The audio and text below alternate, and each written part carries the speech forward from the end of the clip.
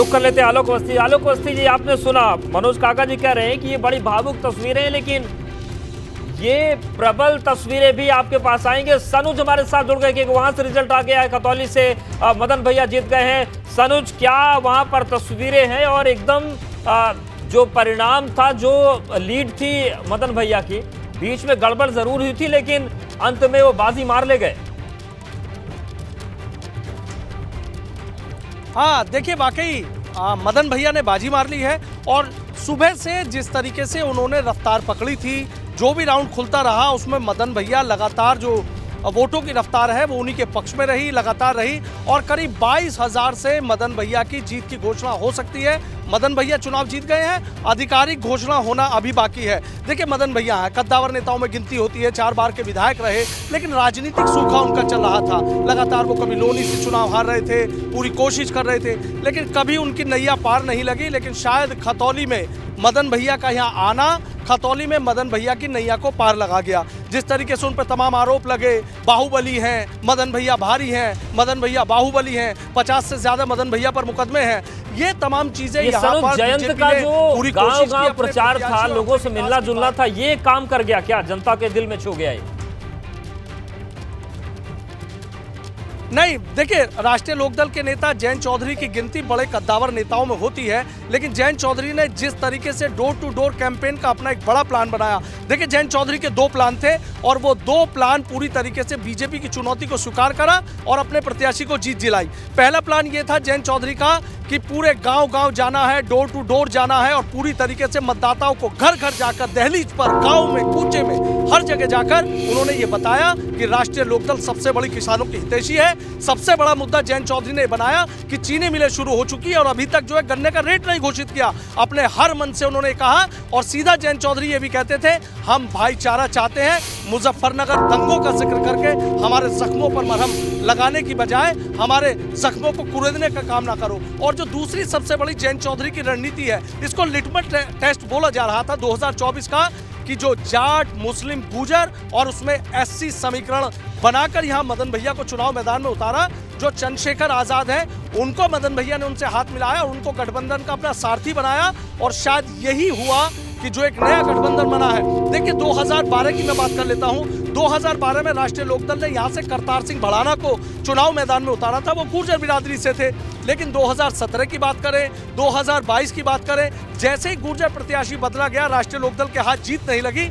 ऐसे में मदन भैया को वापस 2012 वाले समीकरण पे जाना पड़ा और इस समीकरण में सबसे बड़ी बात ये रही कि इस बार एससी समाज को जोड़ने के लिए जयंत चौधरी ने एक पूरा जो सियासी दाव चला, वो सियासी दाव सफल रहा। सरोज हमारे साथ बने रहिए, आलोक अवस्थी जी लगातार बने। आलोक अवस्थी जी, इन तीनों सीटों को 2024 के लिटमस टेस्ट को जोड़कर भी देखा जा रहा था, तो क्या 2024 के लिहाज से ये तस्वीर जो बनी है, ये आपके लिए क्या देख रहे हैं? अच्छी है, खराब है? किस तरीके से आकलन कर रहे हैं आप तीनों का?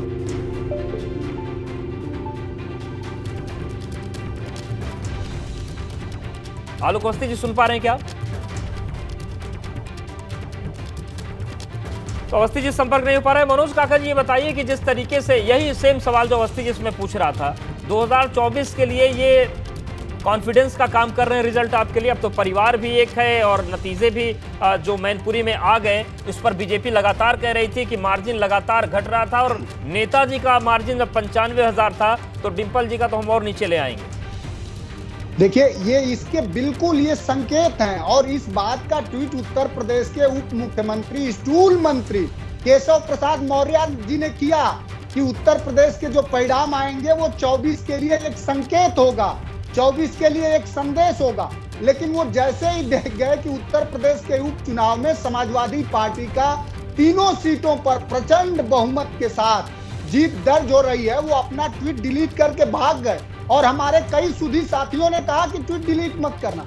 तो देखिए, ये जीत जो है, ये बहुत किसानों के, आज खतौली की जो जीत हुई है उसके लिए जयंत चौधरी साहब का, चंद्रशेखर भाई का, सबका, आप सभी का, आम जनमानस का, उत्तर प्रदेश ही नहीं पूरे देश में देखिए महंगाई कहाँ है, उत्तर प्रदेश के नौजवानों को रोजगार नहीं बिल्कुल, है। ये तमाम जब उत्तर चीजें रहेंगी प्रदेश और के नौजवानों बने रही को मनोज जी। हम एक बार रामपुर का भी रुख कर लेते हैं, अविनाश के पास वहां पर अपडेट है।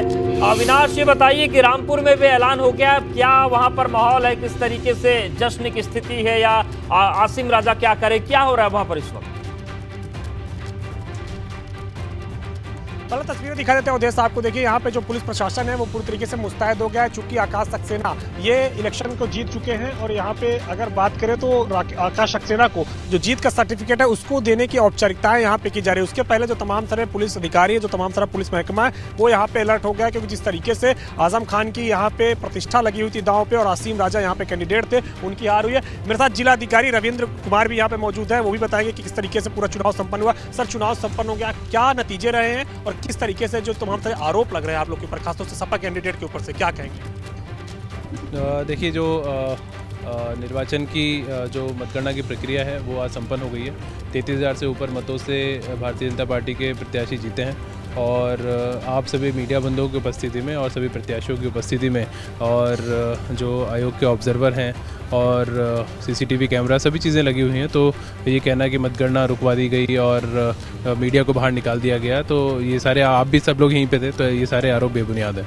आरोप ये भी लगा रहे हैं कि आप लोगों ने मतों का प्रयोग नहीं करने दिया, जो तमाम सारे मुस्लिम इलाके थे वहाँ पे मुसलमानों को वोट नहीं डालने। ऑलरेडी उसमें मतदान की प्रक्रिया संपन्न हो गई है और वो चुनाव आयोग के देखरेख में सारी प्रक्रिया संपन्न हुई है, तो इस तरीके का कोई भी आरोप जो है वो बेबुनियाद है।